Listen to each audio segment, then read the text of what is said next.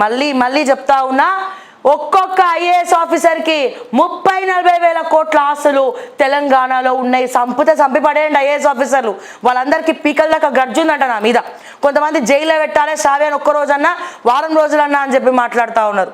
వీళ్ళ Indian administrative సర్వీసులు ఇక మాట్లాడతారు. కొంతమంది స్మితా సబర్వాల్ లాంటి వాళ్ళు, కాలు లేని వాళ్ళు, ఫిజికల్ హ్యాండిక్యాప్ట్, వీళ్ళందరూ కూడా ఐఏఎస్లకు అనర్హులు అంటారు. మరి కాలు చేతులుండి వీళ్ళే కదండి మెంటలీ డిజేబుల్డ్ అంటారా? వీళ్ళని మెంటలీ డిజేబుల్డ్ అంటారా?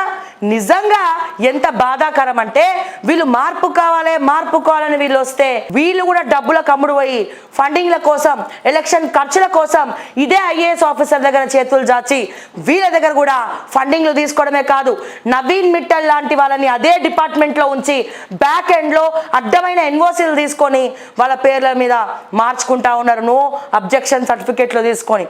కాదంటారా మీరు?